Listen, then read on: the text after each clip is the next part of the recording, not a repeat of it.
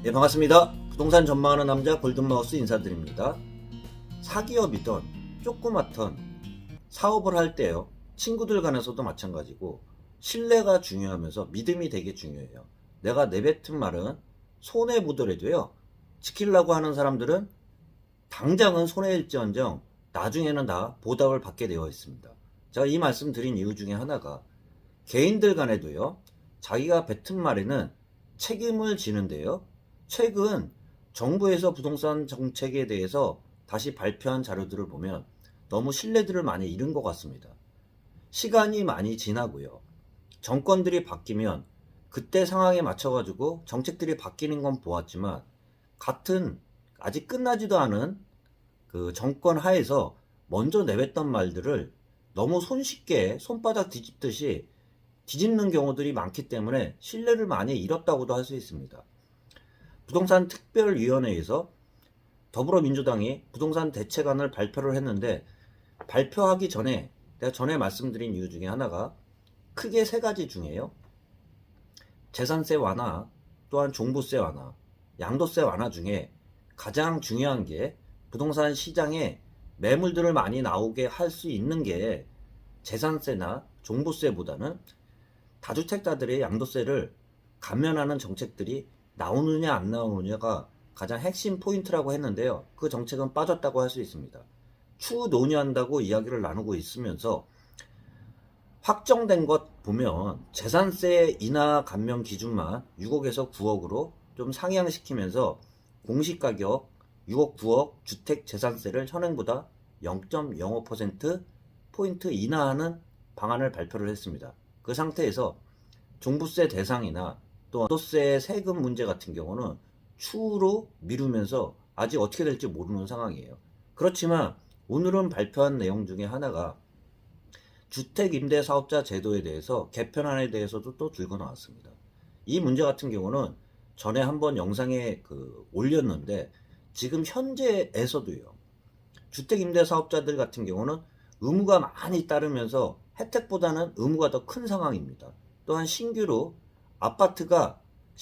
주택임대사업자를 등록도 못하는 상황에서 최근에 발표한 거를 보니까요, 아파트 이외에 모든 유형의 신규 등록을 폐지를 하면서, 또한 등록이 자동적으로 기간이 지나면서 말소가 되면요, 기존의 혜택 같은 경우도 소급해서 줄인다는 문제가 지금 문제가 되고 있어요.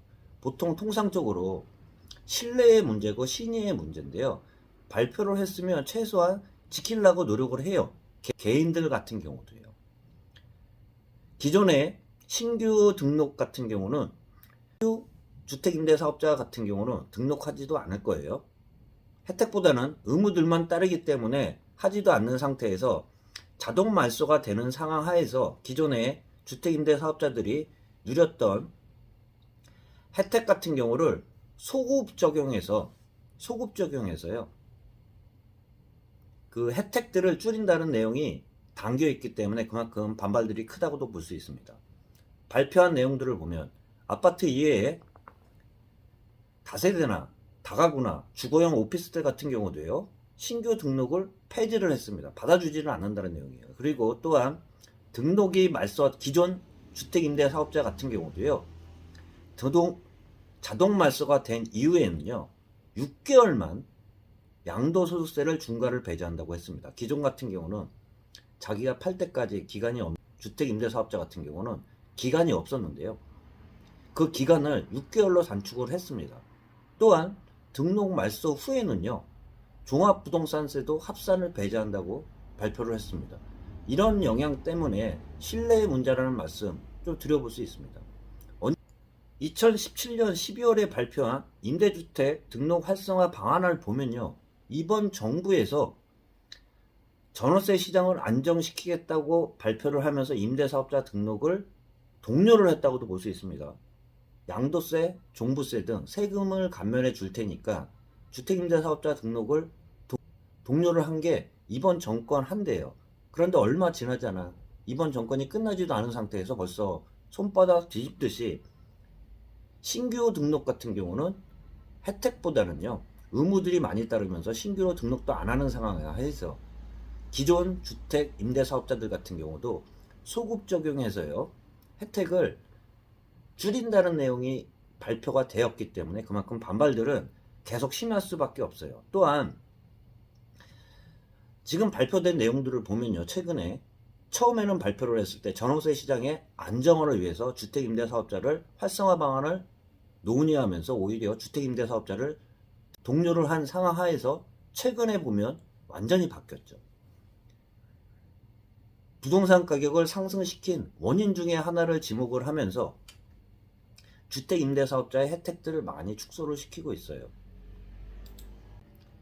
주택임대 등록 임대주택 현액만 봐도요, 아파트 비중 같은 경우도 생각보다 작아요.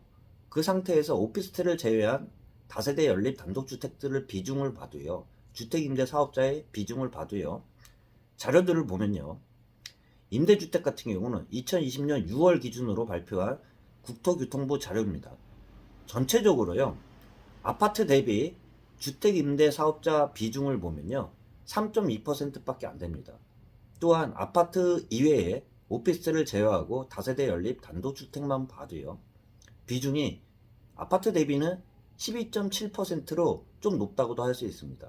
그 신규 등록 같은 경우도 지금 최근 분위기를 보면 등록하는 사람도 없을 뿐만 아니라 받아주지도 않죠. 이런 상태에서 비중만 봐도요, 아파트 비중은 3.2%,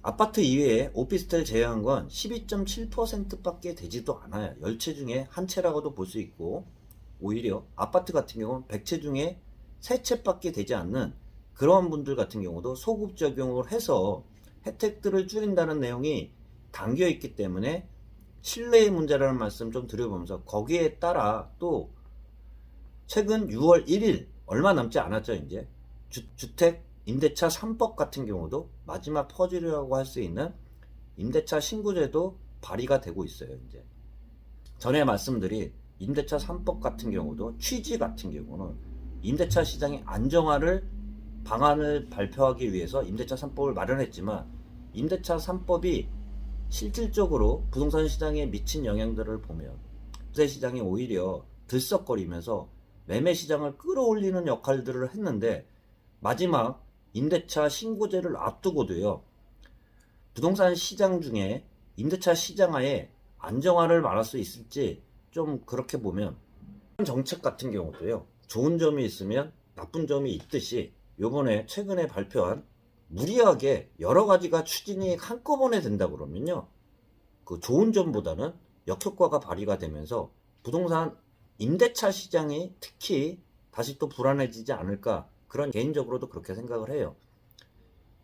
임대차 시장의 안정화를 위해서 임대차 3법을 발의를 했는데 시장의 반응 자체는 거꾸로 가고 있으면서, 이번 정권 하에 주택임대사업자를 장려를 했다고 하면요, 최근엔 다시 축소를 시키면서 신뢰의 문제로 오히려 주택임대사업자의 반발을 사고 있는 그러한 상황이기 때문에, 오늘 제가 한 말씀 드렸고요, 개인 간에도요, 내가 뱉은 말에 대해서는 책임을 지려고 하고, 또한 신뢰의 문제인데요, 너무 쉽게 정부의 말인데도 불구하고 쉽게 손바닥 뒤집듯이 그렇게 바뀌는 게 아닌가, 그런 비판을 드리지 않을 수 없다는, 정부의 말에는 그만큼 무게감도 더 따르면서 신뢰도 따라야 된다는데, 그만큼 신뢰도 많이 잃었다고, 그런 상황이라고 이야기할 수 있습니다.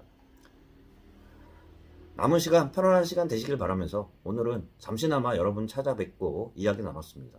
골든마우스였습니다.